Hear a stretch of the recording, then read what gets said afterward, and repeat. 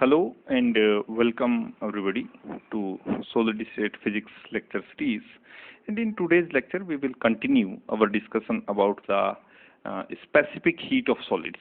तो इस तरह का कुछ हम डिस्कशन अपने प्रीवियस लेक्चर में कर रहे थे और कुछ रियल लाइफ एग्जांपल्स हमने यहाँ स्टडी किए थे और इस डिस्कशन में हमने स्पेसिफिक हीट को या फिर इस तरह के जो फिजिक्स है जिसमें थर्मल प्रॉपर्टीज ऑफ सॉलिड्स को हम स्टडी करना चाहते थे, उसमें हम कुछ रियल लाइफ से रिलेट करके हमने उसकी स्टडी की थी और ये सब कुछ हमने एक फॉर्मूला यहाँ डेवलप किया था that heat specific heat capacity of any substance is equal to the heat supplied to that substance of 1 gram of that substance to increase the temperature of that substance by 1 degree.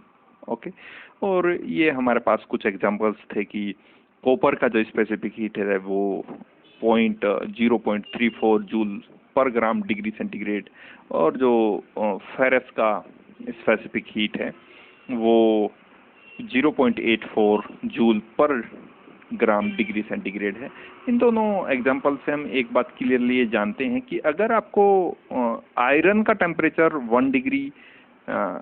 1 gram iron का temperature 1 degree centigrade increase करना है तो आपको उसके लिए 0.84 joule energy की जरूरत पड़ने वाली है और अगर कॉपर का टेम्परेचर आपको 1 ग्राम कॉपर का टेम्परेचर 1 डिग्री सेंटीग्रेड इंक्रीज करना है तो आपको उसके लिए 0.34 जूल एनर्जी की जरूरत होने वाली है। सिंपली हीट कैपेसिटी अगर हम बात करें पर ग्राम आयरन की ज्यादा है। और फिर हमने एक एग्जांपल लिया था पानी का, वाटर का, और हमने कहा था कि इतना जो स्पेसिफिक हीट है वाटर की वो 4.184 इसके अराउंड है and that is also joule पर ग्राम डिग्री सेंटीग्रेड।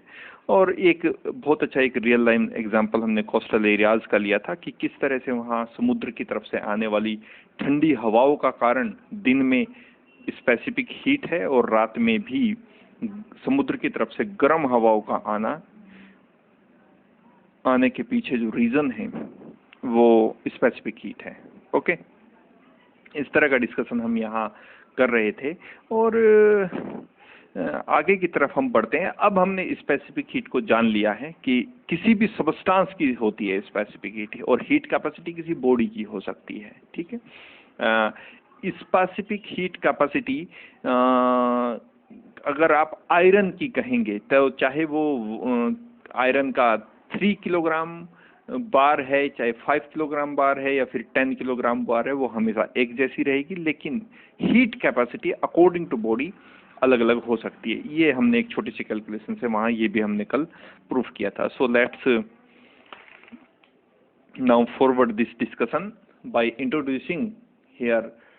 देखिए, जब हम हीट कैपेसिटी की बात करते हैं या स्पेसिफिक हीट कैपेसिटी की बात करते हैं, चूंकि अब हम स्पेसिफिक हीट कैपेसिटी की ही बात कर रहे हैं चूंकि ये एक मोर जनरल टर्म है। ठीक है, तो स्पेसिफिक हीट कैपेसिटी को अगर आप डिफरेंट कंडीशंस में ऑब्जर्व करते हैं, कैलकुलेट करते हैं, different temperature, different pressure condition, different conditions में आप ऑब्जर्व करते हैं तो हमारे पास जो मेनली 2 तरह की स्पेसिफिक हीट आती है। पहली आती है कांस्टेंट वॉल्यूम पर स्पेसिफिक हीट जिसको हम CV से रिप्रेजेंट करते हैं और दूसरी हमारी आती है कांस्टेंट प्रेशर पे स्पेसिफिक हीट जिसको हम CP से डिनोट करते हैं। ठीक है, तो आज का जो डिस्कशन है मेनली इसी के ऊपर बेस्ड रहने वाला है कि CP क्या है, CV क्या है, और एक फॉर्मूला भी हम यहाँ स्टडी करके आते हैं that CP is always greater than CV and CP minus CV equals to R, that is also known as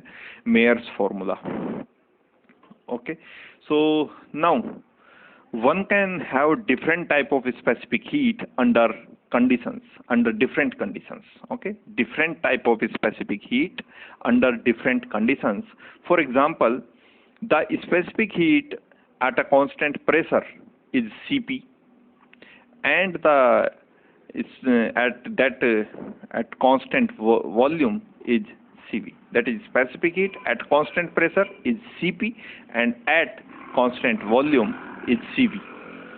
Okay, the former is always greater than the later, that is Cp is always greater than Cv. ये होता क्यों है, ऐसा क्यों होता है?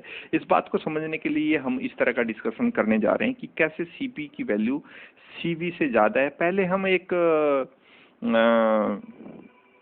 Gas का example ले लेते हैं, ठीक है, और उस गैस के एग्जाम्पल से फिर हम सॉलिड की तरफ बढ़ेंगे, क्योंकि हमारा जो मेन डिस्कशन है, मेन जो पर्पज है वो थर्मल प्रॉपर्टीज को स्टडी करना है of solids, not gas, not liquid. हालांकि वो अगर आप ब्रॉड डिस्कशन करना चाहते हैं तो वो डेफिनेटली इंक्लूड होना चाहिए, लेकिन शुरुआत फिर भी आपको सॉलिड से ही करनी पड़ेगी।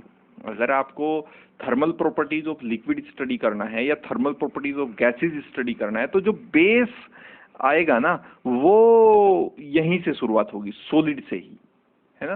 पहले आप थर्मल प्रॉपर्टीज ऑफ सॉलिड को स्टडी करें, फिर थर्मल प्रॉपर्टीज ऑफ लिक्विड को स्टडी करें, और फिर आप थर्मल प्रॉपर्टीज ऑफ गैसेज को स्टडी करें, तो बेस फिर भी यही रहने वाला है। तो हमारा ये हम दो तरह की स्पेसिफिक हीट मेनली पढ़ के आते हैं। Second, the first is Cp, that is the specific heat at constant pressure, and second is the specific heat at constant volume and is denoted by Cv। Okay, and this Cp is always greater then, तो पहले हम ये proof करने वाले हैं that Cp is always greater than Cv, ठीक है। अच्छा, तो एक्चुअली और फिर हम इसी डिस्कशन को अपना आगे लेके जाएंगे कि अगर हम सॉलिड्स के बारे में बात करें, डिस्कशन हमारा हालांकि गैसेस से स्टार्ट होने वाला है और गैसेस को लेकर हम कुछ फॉर्मुलेशन यहाँ से करेंगे और उसी डिस्कशन को हम फिर इंटर रिलेट करेंगे सॉलिड के केस से। ये हमारा आउटलाइन है आज के लेक्चर का, ठीक है। अच्छा, तो यहाँ अगर हमने इस बात को समझना है that Cp, that is the specific heat at constant pressure, is always greater than the specific heat at constant volume, then here we have to introduce the first law of thermodynamics, ठीक है। First law of thermodynamics का I hope आपको पता होगा कि जो heat supply की जाती, हीट एनर्जी आप बोलें तो ज़्यादा अच्छा है। तो फर्स्ट लॉ ऑफ थर्मोडायनेमिक्स हमें क्या कहता है, एक्चुअली वहाँ जब हम जीरोथ लॉ ऑफ थर्मोडायनेमिक्स पढ़ते हैं, और एक्चुअली ये जो ब्रांच है ना थर्मोडायनेमिक्स, ये हमारी लाइफ से मिलती जुलती ब्रांच है। इसको समझना बहुत आसान है अगर आप इंटर रिलेट करके समझें अपनी लाइफ से, क्योंकि थर्मोडायनेमिक्स के अप्रॉक्सीमेटली 90% जो फिनोमिनाज है वो हमारी लाइफ में होते हैं। आप हीट इंजन पढ़ें, इंजन हमें पता है इंजन कैसा होता है, ठीक है, और हीट का हमें पता है ना, वर्क का हमें पता है। तो डेफिनेटली जहाँ जो टर्मिनोलॉजी, जो कॉन्सेप्ट्स हम यहाँ थर्मोडायनेमिक्स में स्टडी करने वो हमारी कहीं ना कहीं ये ब्रांच मुझे इसलिए अच्छी लगती है क्योंकि ये हमारी रियल लाइफ से बहुत ज़्यादा रिलेट करके फिजिक्स बनाया गया है, ठीक है। अच्छा, तो फर्स्ट लॉ ऑफ थर्मोडायनेमिक्स हमें क्या बताता है, क्या स्टेट करता है कि अगर आप हीट एनर्जी सप्लाई करें, आप किसी भी बॉडी को हीट करें, किसी सिस्टम को हीट सप्लाई अगर करते हैं, तो वो सिस्टम उस हीट का दो तरह से यूज करता है। पहला, ये जैसे हम जब फोटो इलेक्ट्रिक इफेक्ट पढ़ते हैं और जो एक्सप्लेनेशन आइंस्टाइन ने किया फोटो इलेक्ट्रिक इफेक्ट का, तो ये कुछ वैसी ही सिचुएशन है।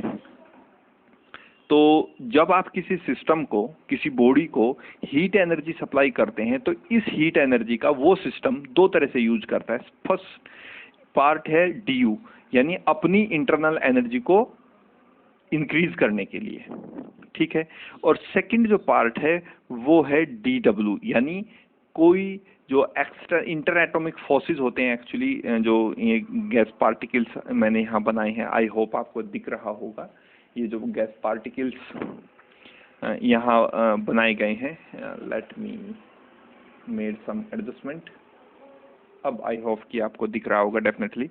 तो ये जो गैस पार्टिकल्स यहाँ मैंने बनाए हैं, ये इंटर एटॉमिक जो इनका फोर्सेस हैं उनसे, उनके अगेंस्ट जो वर्क करना पड़ेगा, ठीक है, वो उसको हम DW, यानी जो आपने किसी भी सिस्टम को हीट एनर्जी सप्लाई की, वो दो तरह से उस सिस्टम ने यूज की। पहला अपनी इंटरनल एनर्जी को बढ़ाने के लिए, और सेकंड एक्सटर्नल फोर्सेस के अगेंस्ट वर्क करने के लिए, ठीक है। इस वर्क को जनरली हम PdV से डिनोट करते हैं। अब ये आता कैसे है, PdV तक हम पहुंचे कैसे? ठीक है। यानी ये जो फर्स्ट लॉ की जो इक्वेशन है dq equals to du plus dw, ये इस तरह से भी मैं लिख सकता हूँ dq equals to du plus pdv, यानी dw जो वर्क है उसको मैं pdv लिख सकता हूँ। कैसे लिख सकता हूँ? p जहाँ प्रेशर है और dv है change in temperature, change in volume, change in volume. तो होता क्या है कि वर्क को आप जानते हैं, मैं इसकी एक्सप्लेनेशन कर रहा हूँ कि dw को आपने pdv कैसे लिखा, dw को आपने pdv कैसे लिखा, इसके एक्सप्लेनेशन कर रहा हूँ। तो वर्क आप जानते हैं फोर्स इनटू डिस्प्लेसमेंट है, ठीक है। इस बात को समझने से पहले आपको इस फिगर को देखना पड़ेगा, तब जाके ये बात आपको अच्छे से समझ में आएगी, ठीक है।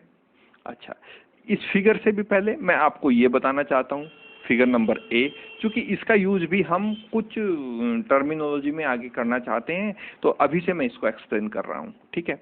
अच्छा, ये मेरे पास एक बीकर है जिसमें ये कोई गैस है और ये मेरे पास कोई पिस्टन है, ठीक है। इस गैस का वॉल्यूम कांस्टेंट मुझे रखना है, यानी मैं जब बर्नर से इस गैस को हीट अप करता हूँ, इसको हीट एनर्जी सप्लाई करता हूँ, तो डेफिनेटली इसका वॉल्यूम एक्सटेंड करना चाहिए, अकॉर्डिंगली आइडियली इसका वॉल्यूम एक्सटेंड करना चाहिए, लेकिन मैं इसका वॉल्यूम नहीं बढ़ने दे रहा, है ना, मैंने इसका वॉल्यूम कांस्टेंट रखना है। तो ये जो हुआ, अब चाहे मैं इसको हीट सप्लाई कर दूं, लेकिन इसका वॉल्यूम हमेशा कांस्टेंट रहने वाला है। मैं इस पिस्टन को हिले नहीं देता, इस पिस्टन को मैं फिक्स रखता हूं। तो इसका मतलब ये हुआ कि आप भले ही इसको हीट एनर्जी सप्लाई करें, लेकिन इस गैस का जो वॉल्यूम रहेगा वो कांस्टेंट रहेगा, ठीक है। एक कंडीशन ये है। सेकंड कंडीशन ये है, ये मेरा फिगर नंबर ए है, ये मेरा फिगर नंबर बी है, ठीक है। अब ये जो लाइन है ये इसके इनिशियल वॉल्यूम को दिखा रही है। इस बीकर में भी क्या है, कोई लिक्विड हो सकता है ना, कोई, अगर ये मूवेबल पिस्टन आप कह रहे हैं तो कोई ये गैस भी हो सकते हैं, लिक्विड गैस कुछ भी मान सकते हैं आप, उसमें कोई प्रॉब्लम नहीं है। एक्सपांसन होना चाहिए, है ना, क्योंकि गैसेज का एक्सपांसन आराम से हो जाता है, तो इसलिए मैं इसको गैस ट्रीट कर रहा हूँ, ठीक है। अच्छा, इसका जो एरिया है, इसका जो ये एरिया है, अब इसकी बॉटम कह सकते हैं, इसकी बॉटम का जो एरिया है उसको मैंने कैपिटल ए से डिनोट किया है। तो डेफिनेटली जो एरिया यहाँ होगा वो भी कैपिटल ए ही होगा। और इस समय जब इसको कोई हीट सप्लाई नहीं की जा रही तो इसका वॉल्यूम वी है, यानी इस गैस का, जो सिलेंडर में गैस है, इस गैस का जो इनिशियल वॉल्यूम है वो वी है। जब इस बर्नर के थ्रू इस गैस को हीट एनर्जी सप्लाई की जाती है तो डेफिनेटली ये एक मूवेबल, ये जो पिस्टन यहाँ मैंने इस लाइन से दिखाया है, ये एक मूवेबल पिस्टन है। तो जैसे ही इस गैस को आप हीट एनर्जी सप्लाई करते हैं तो ये पिस्टन मूव करेगा, तो ये पिस्टन ऊपर की तरफ जाएगा। जब ये पिस्टन ऊपर की तरफ जाएगा तो इसका वॉल्यूम एक्सपेंड होगा। तो मान लीजिए इसका इनिशियल वॉल्यूम V था और अब जब आपने इसको हीट एनर्जी सप्लाई की तो इसका वॉल्यूम dV हो गया। तो जो चेंज इन वॉल्यूम आया, यानी ये जो पिस्टन था अब ये यहाँ चला गया है, तो ये यहाँ से नीचे वाला ये वॉल्यूम, इसका इनिशियल वॉल्यूम है V, और हीट एनर्जी सप्लाई करने के बाद जो इसका अब जो वॉल्यूम में इंक्रीज हुआ है, अब जो वॉल्यूम में चेंज आया है वो है dV। अब जो इसके वॉल्यूम में चेंज आया है वो है dV, ठीक है। तो डिस्प्लेसमेंट क्या हुआ, जहां इसका इनिशियल पोजीशन था और जहां इसका फाइनल पोजीशन है, तो इनके बीच का जो डिफरेंस होगा वो इसका डिस्प्लेसमेंट होगा। अब ये जो इसका सरफेस एरिया है ये A ही है, ये भी इसका एरिया A है और ये भी इसका एरिया A ही रहेगा, क्योंकि ये एक ही शेप का पिस्टन है, ये एक ही शेप का सिलेंडर है, ठीक है। तो कंडीशन दोनों में डिफरेंस क्या है, ये जो गैस है ये पिस्टल को मैं मूव नहीं होने देता, भले ही आप इसे हीट एनर्जी सप्लाई करें। यानी इस गैस का जो वॉल्यूम है, इस सिलेंडर में जो गैस भरी है वो कांस्टेंट वॉल्यूम पे है। और इस सिलेंडर में क्या अंतर है कि ये जो पिस्टन है यहाँ ये मूवेबल है। जैसे ही आप इसको हीट एनर्जी सप्लाई करते हैं, ये सिस्टम गैस के एक्सपेंशन की वजह से, वॉल्यूम बढ़ने की वजह से, ये सिस्टम, ये जो पिस्टन है ये ऊपर की तरफ मूव करता है और इसके वॉल्यूम में चेंज आ जाता है। जितना चेंज आता है उसको dV से दिखाया गया है, ठीक है।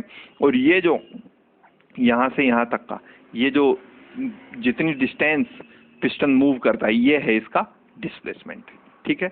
और मेरा टारगेट क्या है, ये कि dW को हम pdV कैसे लिख रहे हैं, ये मेरा टारगेट है कि वर्क डन जो है वो pdV के इक्वल कैसे है।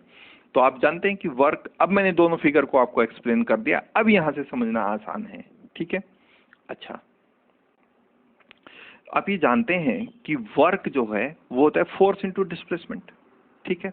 अच्छा, फोर्स को मैं एफ से दिखा सकता हूँ, ओके, और डिस्प्लेसमेंट, मेरा डिस्प्लेसमेंट रहा। अच्छा, फोर्स को मैं P इंटू ए लिख सकता हूँ। कैसे लिख सकता हूँ? चूंकि आपको पता है कि जो जो प्रेशर है वो होता है फोर्स पर यूनिट एरिया, है ना। जो प्रेशर है वो होता है क्या, ये आप यहाँ लिख सकते हैं, यहाँ लिख दें, हाँ यहाँ लिख देते हैं, यहाँ लिख देते हैं। चूंकि जो प्रेशर है P वो होता है F बाई ए, है ना। तो इस फॉर्मूले का मैंने यूज करा, इस फॉर्मूले का यूज किया मैंने। तो आप देखिए यहाँ से फोर्स निकालिए तो फोर्स क्या होगा, प्रेशर इनटू एरिया, ठीक है। क्योंकि जो प्रेशर होता है वो होता है force per unit area, okay. तो फोर्स की जगह में मैंने क्या प्लेस किया, P A, that is pressure into area. और एरिया का जब मल्टीप्लिकेशन होगा डिस्प्लेसमेंट के साथ तो वो क्या बन जाता है, वॉल्यूम। और ये कौन सा वॉल्यूम होगा, ये इस डिस्प्लेसमेंट का वॉल्यूम होगा, यानी ये वॉल्यूम कौन सा होगा, डीवी। और ये कौन सा, ये एरिया कौन सा होगा, ये वाला एरिया, ये वाला एरिया, ये जो इस सिलेंडर का जो सरफेस एरिया है जहां तक वो गैस अब एक्सपांड करके आ गई है, वो एरिया। तो वो एरिया और ये डिस्प्लेसमेंट। तो एरिया इंटू डिस्प्लेसमेंट क्या होता है, वॉल्यूम होता है। ये कौन सा वॉल्यूम है, ये इस डिस्प्लेसमेंट का वॉल्यूम है, ये वॉल्यूम, ये यहां से यहां तक का। तो इसको मैंने कह दिया एरिया इंटू डिस्प्लेसमेंट क्या हो गया, चेंज इन वॉल्यूम। तो चेंज इन वॉल्यूम कितना है, डीवी। तो डीडब्ल्यू को मैं क्या लिख सकता हूँ, वर्क डन। चूंकि स्मॉल चेंज इन वॉल्यूम हुआ है तो स्मॉल ही वर्क होगा, ठीक है। तो डीडब्ल्यू को मैंने लिख दिया, ठीक है, D W equals to PDV. तो ये हो गया D W equals to PDV. ये जो स्मॉल चेंज इन वॉल्यूम हुआ है इसी वजह से इस वॉल्यूम को डीवी लिखा है, और यही कारण है इस वर्क को डी डब्ल्यू लिखने का, है ना। अगर यहाँ वॉल्यूम वी होता तो ये वर्क में डब्ल्यू लिखता। चूंकि यहाँ वॉल्यूम में स्मॉल चेंज हुआ है इसलिए इस वर्क को भी हमने क्या लिखा है, डी डब्ल्यू लिखा है। तो डेफिनेटली डी डब्ल्यू को हम क्या लिख सकते हैं, पीडीवी। डी डब्ल्यू को क्या लिख सकते हैं, पीडीवी। तो इसलिए जो फर्स्ट लॉ का फॉर्मुलेशन है वो मैं कुछ इस तरह से कर सकता हूँ कि डी क्यू, जो हीट एनर्जी सप्लाई की गई किसी भी सिस्टम को, किसी भी थर्मोडायनेमिक्स सिस्टम को, वो उस एनर्जी का दो तरह से यूज करता है।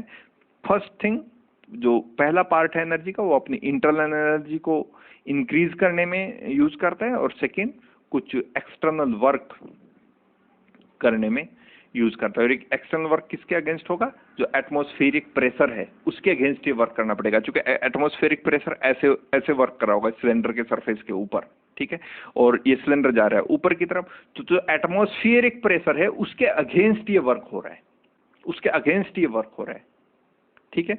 तो कुछ इस हीट एनर्जी का इस सिस्टम ने दो तरह से यूज किया। पहला अपनी इंटरनल एनर्जी को इंक्रीज करने के लिए, और second part external work against the external और एटमॉस्फेरिक प्रेशर, ठीक है। अच्छा, अब हम क्या करते हैं, ये फॉर्मुलेशन मेरे पास है और ये रिजल्ट मुझे दिया है किसने, first law of thermodynamics, that is D Q equals to D U plus PDV, okay. अब मैं इस फॉर्मुलेशन को कांस्टेंट वॉल्यूम के ऊपर, इस स्केल के ऊपर परखना चाहता हूं कि ये जो इक्वेशन है, ये जो फर्स्ट लॉ ऑफ थर्मोडायनेमिक्स है, ये मुझे कांस्टेंट वॉल्यूम पे कैसा रिजल्ट देता है, कांस्टेंट वॉल्यूम पे इसका रिजल्ट कैसा है। तो फिगर ए है, उसके लिए फ्रॉम फिगर ए हम ये जानते हैं कि आप यहाँ से हीट एनर्जी सप्लाई कर रहे हैं इस कंडीशन में, लेकिन इस कंडीशन में चूंकि इस फॉर्मुलेशन को हमने चेक करना है और इस कंडीशन में चेक करना है एट कांस्टेंट वॉल्यूम, तो आप ये देख रहे होंगे कि जब आपने इसको हीट एनर्जी सप्लाई की by the help of this burner, तो इस हीट एनर्जी का according to the first law of thermodynamics इस सिस्टम को दो तरह से यूज करना चाहिए। पहला अपनी इंटरनल एनर्जी को इंक्रीज करने के लिए, और सेकंड जो एक्सटर्नल वर्क है अगेंस्ट एटमॉस्फेरिक प्रेशर उसके अगेंस्ट वर्क करने के लिए। लेकिन आप ये जानते हैं क्योंकि ये जो प्रोसेस हो रहा है, ये प्रोसेस ये कांस्टेंट वॉल्यूम पे हो रहा है, यानी चेंज इन वॉल्यूम जीरो है।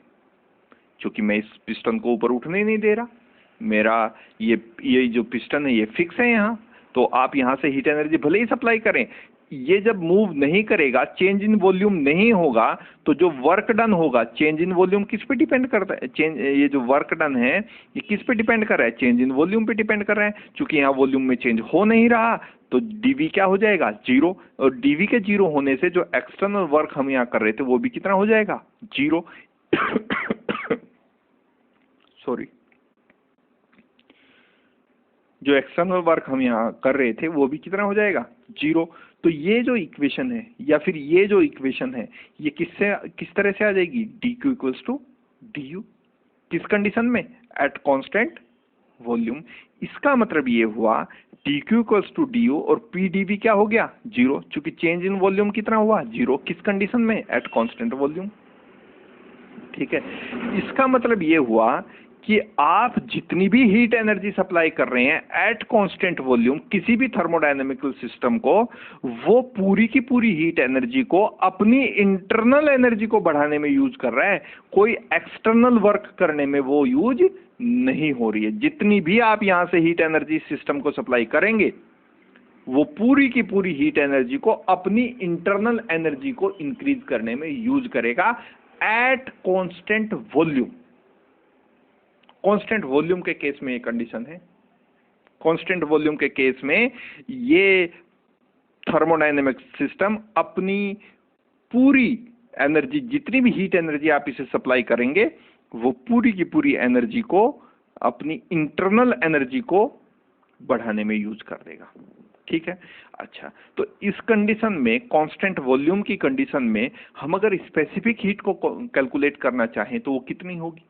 Okay, let's calculate this. Specific heat CV आप स्टडी करके आए हैं, dq over dt eight constant volume. ठीक है, अच्छा, तो dq को आप पता है इस कंडीशन से कितना है? du। तो du over dt eight constant volume. ठीक है, एट कांस्टेंट वॉल्यूम। ठीक है, और ये अभी चूंकि गैसेस की हम बात कर रहे हैं तो उसके बारे में हम बात नहीं करें। स्पेसिफिक हीट हमने भले लिख दी है, लेकिन क्योंकि मोल की बात होती है, जब गैस की आप बात करें मोलर स्पेसिफिक हीट की बात होती है। ठीक है, तो अभी हम उसके बारे में नहीं जा रहे हैं। अभी हम केवल ये कह रहे हैं कि specific heat at constant volume को हम CV से डिनोट कर सकते हैं और उसका फॉर्मूला होगा dq by dt eight constant volume. चूंकि इस केस में, कांस्टेंट वॉल्यूम के केस में dq du के बराबर है, तो dq की जगह हमने du रख दिया। और कई बार इस फॉर्मूले को आप ऐसा भी लिखा दिखेंगे कि this will be equals to del E over del T at constant volume. इस तरह से भी दिखेंगे। ये जो E है ये टोटल एनर्जी को यहाँ रिप्रेजेंट करती है। ये जो E है ये टोटल एनर्जी को रिप्रेजेंट करती है यहाँ। ठीक है, इस तरह से भी आप दिखेंगे। अच्छा, ये हुआ मेरे पास specific heat at constant volume. अब मैं कैलकुलेट करता हूँ specific heat of at constant pressure, और कांस्टेंट प्रेशर के लिए मुझे ये फिगर बी का यूज करना पड़ेगा। ठीक है, तो at constant pressure from figure B, तो जो थर्मोडायनेमिक्स का फर्स्ट लॉ है मुझे इस तरह का रिजल्ट देता है कि आप किसी भी सिस्टम को, किसी भी थर्मोडायनेमिकल सिस्टम को हीट एनर्जी सप्लाई कीजिए। ये थर्मोडायनेमिक सिस्टम इस हीट एनर्जी का दो तरह से यूज करेगा, एक अपनी इंटरनल एनर्जी को इंक्रीज करने के लिए, एंड सेकेंड एक्सटर्नल वर्क करने के लिए अगेंस्ट एटमॉस्फेरिक प्रेशर। ठीक है, अच्छा, अब जब मैं स्पेसिफिक हीट को कैलकुलेट करूंगा, स्पेसिफिक हीट कैलकुलेट करेंगे एट कांस्टेंट प्रेशर, तो क्या होगा? वो CP, और CP क्या होगा? dq by dt eight constant pressure. जैसे हमने यहाँ कहा था dq by dt eight constant volume, जो कि स्पेसिफिक हीट का हम फॉर्मूला पहले स्टडी करके आ चुके हैं। ठीक है, अभी मैं उस बात पे नहीं जा रहा कि 1 ग्राम 1 मोल है ना, क्योंकि गैसेज हमें स्टडी करनी ही नहीं है। ठीक है, अभी जो कंसेप्ट है वो सॉलिड का है। अच्छा, तो ये हो गई CP। अब यहां से एक आइडिया मैं ये लगा सकता हूं कि CP CV से ज्यादा कैसे, ये वाली condition CP is greater than CV, ये जो स्पेसिफिक हीट है कांस्टेंट प्रेशर पे एट कांस्टेंट वॉल्यूम पे जो स्पेसिफिक हीट है उससे ज्यादा कैसे है? देखिए, जब स्पेसिफिक हीट क्या है? कि किसी भी थर्मोडायनेमिकल सिस्टम का या किसी भी बॉडी का आपको 1 डिग्री सेंटीग्रेड 1 ग्राम मैं इसलिए बोल पा रहा था क्योंकि मैं जनरली सॉलिड के साथ डील कर रहा था, लेकिन अगर मैं गैसेज के साथ डील करूं तो 1 मोल मुझे बोलना पड़ेगा, है ना। फिर वो मोलर स्पेसिफिक हीट हो जाती है, जब गैसेज के केस में वो फिर 1 मोल हो जाता है, 1 मोलर स्पेसिफिक हीट हो जाती है ना। तो वो स्पेसिफिक हीट नहीं रहती, वो फिर मोलर स्पेसिफिक हीट हो जाती है। तो मैं इसको मोलर स्पेसिफिक हीट भी कह सकता हूँ, लेकिन कंफ्यूजन से बचने के लिए मैं इसको स्पेसिफिक हीट ही कह रहा हूँ, ठीक है। अच्छा, एक बात सोचिए कि आपको इस बॉडी का टेम्परेचर भी, इस सिस्टम का टेम्परेचर भी 1 डिग्री सेंटीग्रेड इंक्रीज करना है, और इस सिस्टम का टेम्परेचर भी 1 डिग्री सेंटीग्रेड इंक्रीज करना है, ठीक है। अब देखिए होगा क्या कि कांस्टेंट वॉल्यूम पे जब आप बात करते हैं तो जितनी हीट एनर्जी आप सिस्टम को सप्लाई कर रहे हैं वो पूरी की पूरी हीट एनर्जी वो उसकी इंटरनल एनर्जी को बढ़ाने में यूज हो रही है। यानी जैसे ही आपने यहाँ से हीट एनर्जी सप्लाई की, इस सिस्टम का टेम्परेचर बढ़ना शुरू हो जाएगा, क्योंकि इंटरनल एनर्जी में अगर इंक्रीज होगा तो टेम्परेचर बढ़ना शुरू हो जाएगा, ठीक है।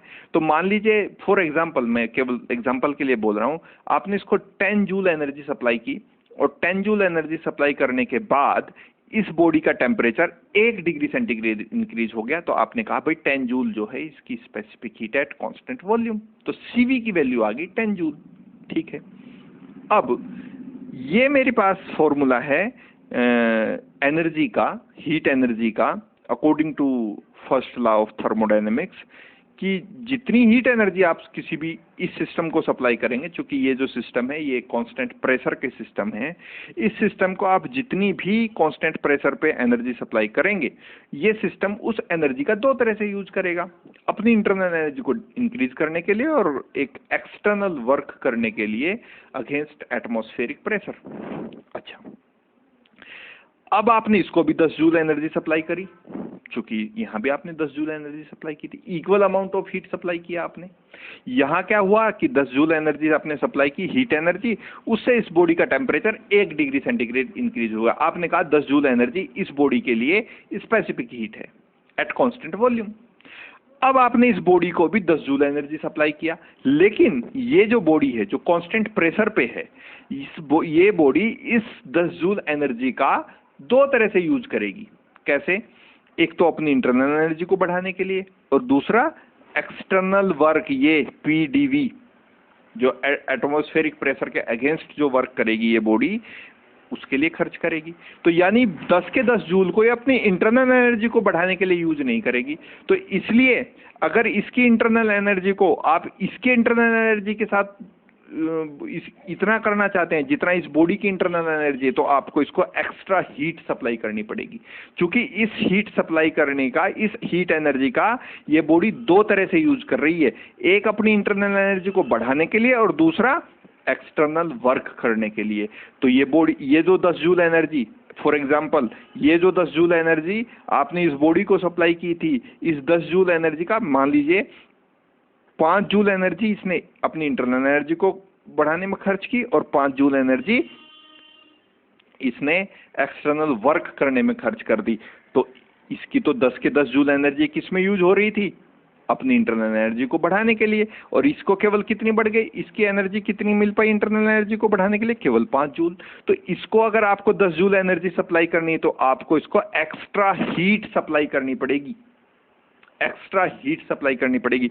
यानी कांस्टेंट प्रेशर की कंडीशन में जो dq का वैल्यू होगा वो हमेशा कांस्टेंट वैल्यू वॉल्यूम के कंडीशन में dq की वैल्यू से ज्यादा होगा, और जो dq/dt है ना, वही क्या है, कांस्टेंट प्रेशर पे cp है। यानी cp का जो वैल्यू है, ये cp की जो वैल्यू है वो dq से डायरेक्ट प्रोपोर्शन में है।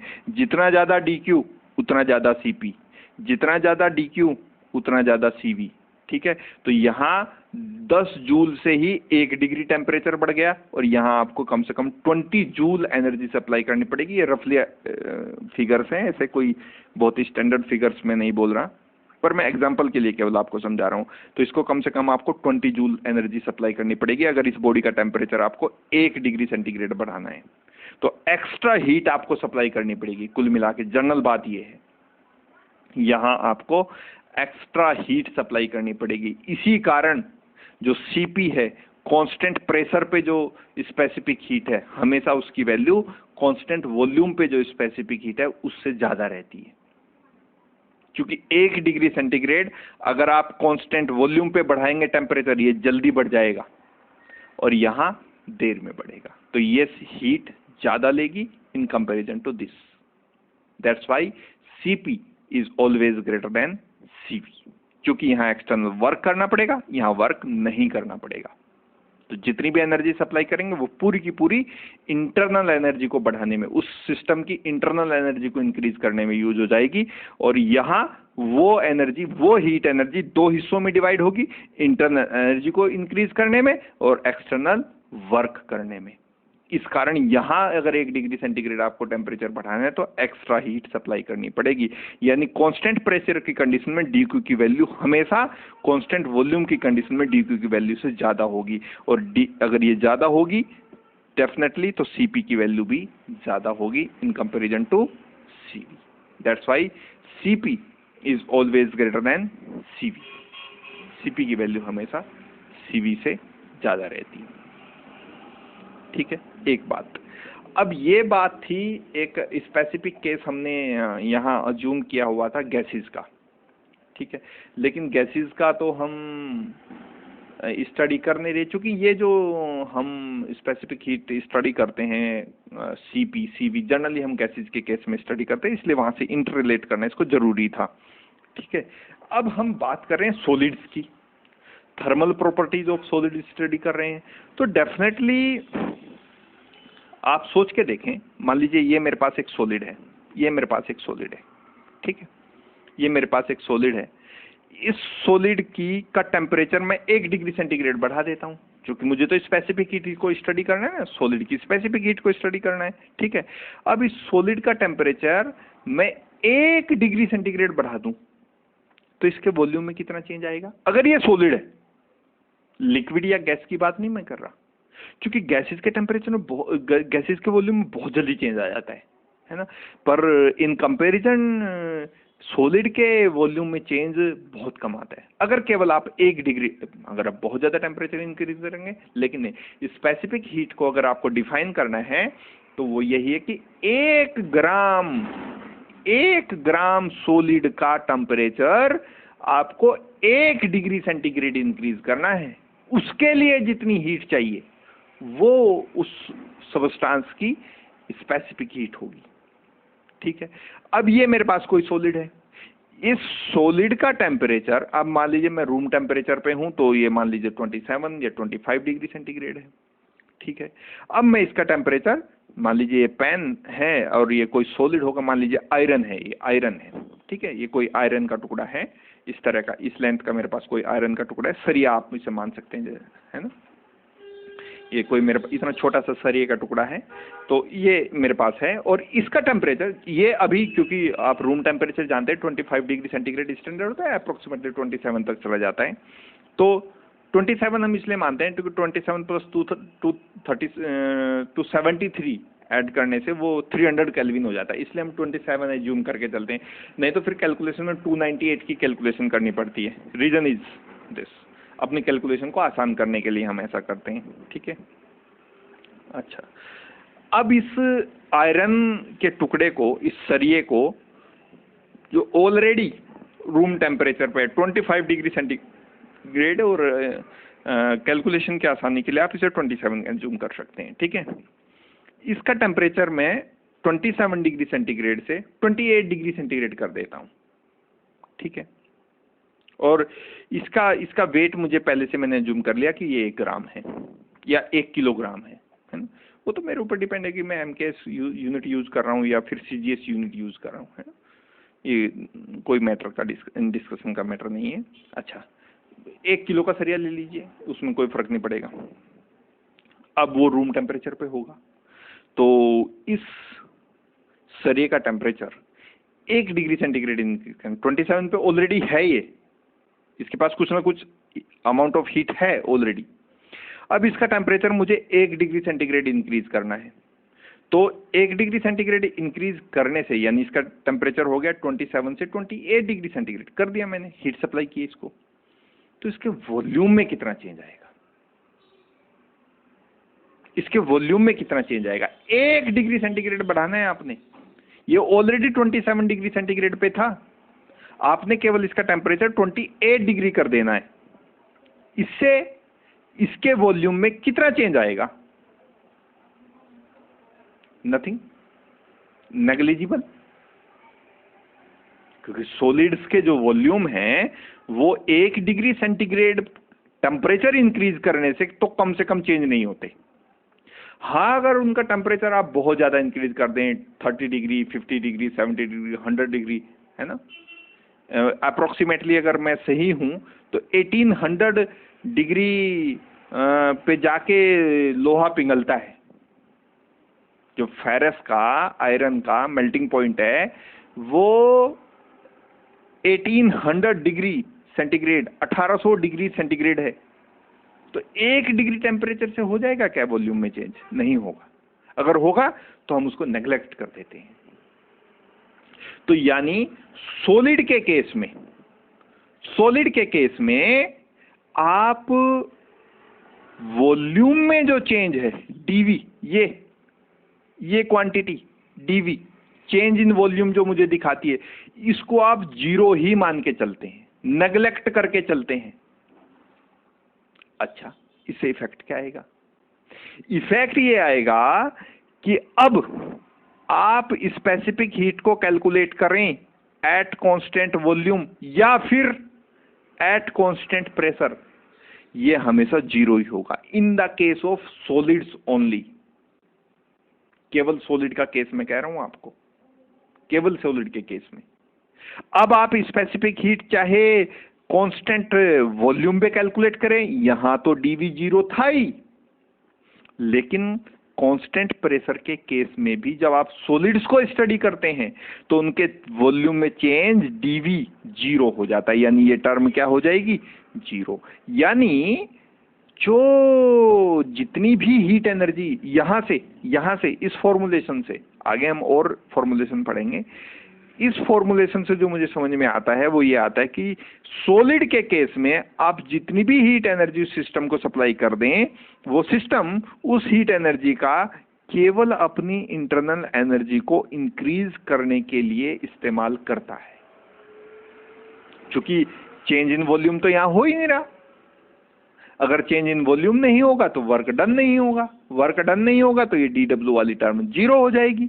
ये 0 हो जाएगी तो जितनी भी आप हीट एनर्जी सप्लाई कर लें, वो सिस्टम पूरी की पूरी हीट एनर्जी को अपनी इंटरनल एनर्जी को बढ़ाने में यूज करेगा, चाहे आप बात कांस्टेंट वॉल्यूम की कर लें, चाहे आप बात कांस्टेंट प्रेशर की कर लें।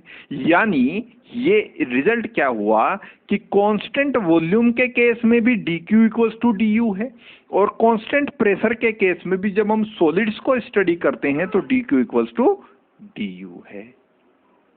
यानी जो CV की वैल्यू है वो अप्रोक्सीमेटली CP के बराबर रहती है in the case of solids, यानी कांस्टेंट प्रेशर पे स्पेसिफिक हीट और कांस्टेंट वॉल्यूम पे स्पेसिफिक हीट सॉलिड के केस में बराबर रहती हैं।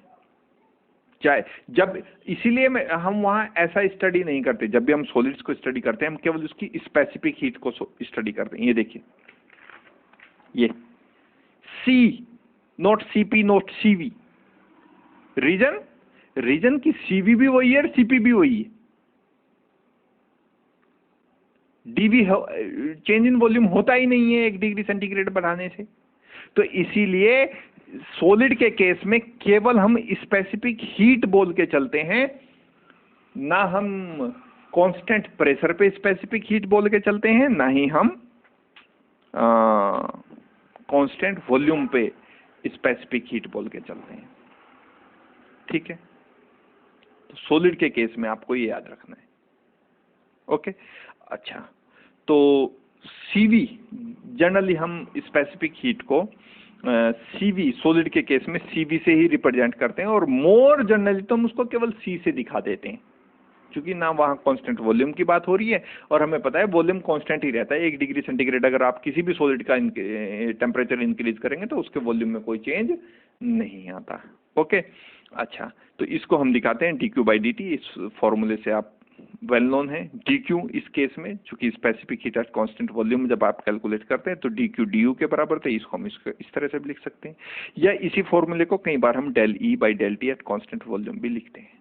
ठीक है, एक इंटरेस्टिंग बात है क्या कि ये जो हीट एनर्जी हम सप्लाई कर रहे हैं किसी भी सॉलिड को, वो सॉलिड उस हीट एनर्जी का कांस्टेंट वॉल्यूम पे अपनी इंटरनल एनर्जी को बढ़ाने में यूज करता है।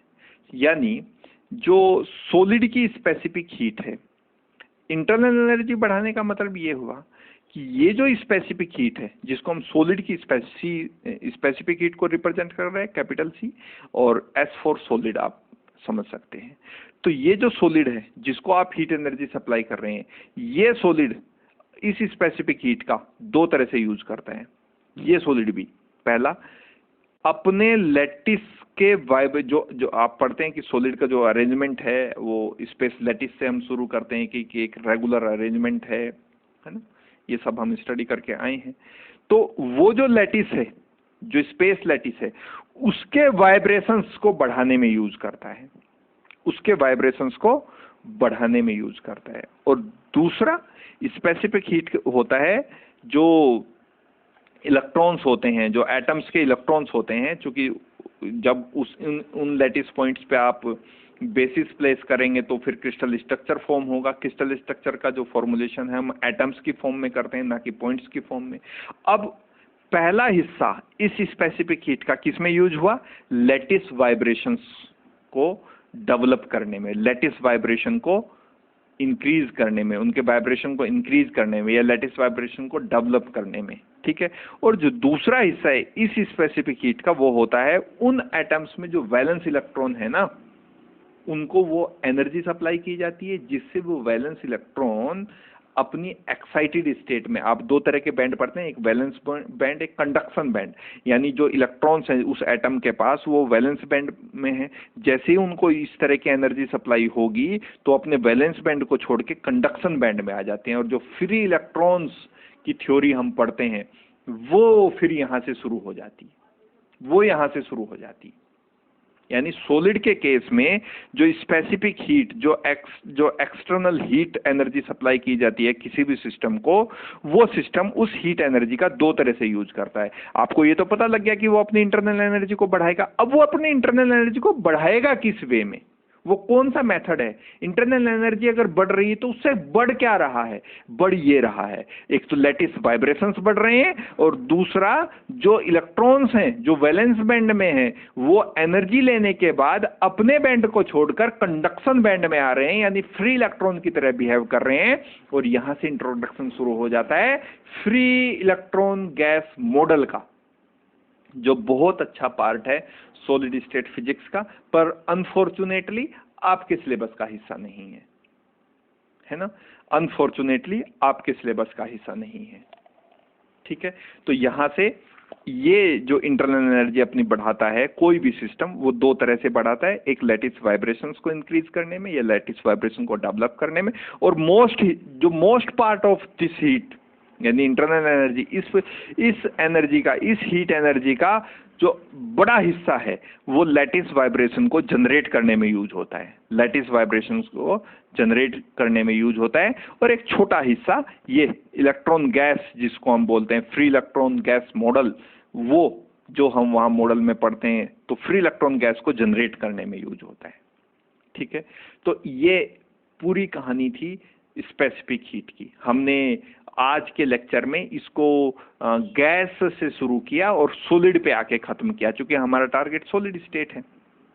ठीक है, तो सॉलिड स्टेट के केस में Cp Cv के अप्रोक्सीमेटली बराबर होती है, ये रिजल्ट आप देख सकते हैं। रीजन क्या है कि 1 डिग्री सेंटीग्रेड बढ़ाने पे जो सॉलिड्स हैं उनके वॉल्यूम पे कोई खास फर्क नहीं पड़ता, इसलिए Cp की वैल्यू सॉलिड के केस में CV के बराबर होती है, और जनरली हम उसको CS या कैपिटल C से डिनोट करते हैं, ना हम CP लिखते हैं ना CV लिखते हैं। हमें पता है वॉल्यूम में चेंज होना नहीं है, तो CP हो गया CV के बराबर।